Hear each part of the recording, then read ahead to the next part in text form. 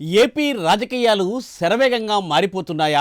ఒకవైపు అభ్యర్థులను మార్చేస్తూ జగన్ సొంత పార్టీ ఎమ్మెల్యేలను ఉణికిస్తుంటే, ప్రకాశం జిల్లాలో ఆ నేత మాత్రం నేనే రాజు నేనే మంత్రి అన్నట్లుగా వ్యవహరిస్తున్నారా? తనకు తానే టికెట్ ప్రకటించుకున్న ఆ నాయకుడిని జగన్ కూడా ఏమీ అనలేకపోతున్నారా?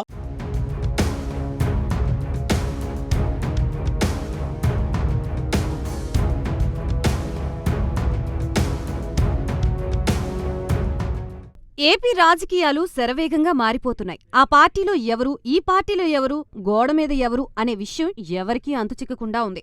టీడీపీ పరిస్థితి కాస్త కుదురుగా ఉన్నా వైసీపీ నుంచి మాత్రం జంపింగ్ వీరులు వీర లెవెల్లో ఎగిరి దూకుతున్నారు. అంబటి నాయుడు వంటి వారు సడన్ షాకులిస్తున్నారు.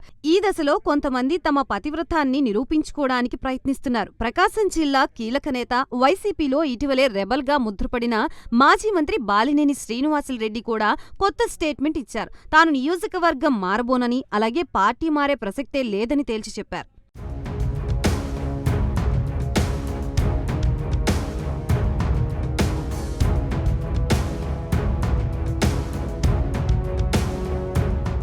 దీంతో సడన్ గా ఎందుకీ స్టేట్మెంట్స్ అన్న రచ్చ రాజకీయ వర్గాల్లో సాగుతోంది. ఇటీవలే బాలినేనిపై పార్టీ అధిష్టానం సీరియస్ గా ఉందనే వార్తలు వచ్చాయి.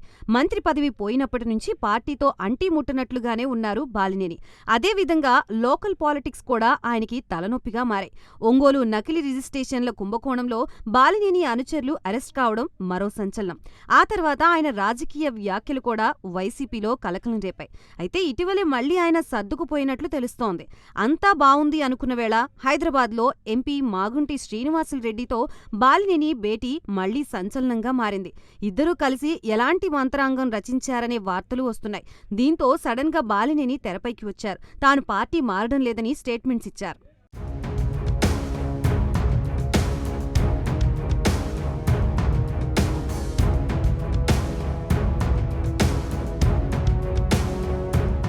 వచ్చే ఎన్నికల్లో తాను వైసీపీ నుంచే పోటీ చేస్తానని చెప్పారు బాలినేని. అంతవరకు బాగానే ఉంది. కానీ నియోజకవర్గాన్ని కూడా ఆయనే ఫైనల్ చేసుకోవడం విశేషం. తాను ఒంగోలు నుంచే పోటీ చేస్తానని చెప్తున్నారాయన. వాస్తవానికి బాలినేనిని గిద్దలూరు నియోజకవర్గానికి పంపించే అవకాశం ఉందనే వార్తలొస్తున్నాయి. ఈ దశలో ఆయన నియోజకవర్గాన్ని కూడా కన్ఫర్మ్ చేసుకున్నట్లుగా స్టేట్మెంట్ ఇచ్చారు. వచ్చేసారి తాను వైసీపీ నుంచి ఒంగోలు అభ్యర్థిగా బరిలో ఉంటానని స్టేట్మెంట్ ఇచ్చారు బాలినేని. ఇక పార్టీ మారే ప్రసక్తి కూడా లేదని కుండబద్దలు కొట్టారు బాలినేని. తాను టీడీపీ నేతలతో టచ్లో ఉన్నానన్నది అవాస్తవమని చెప్పారు.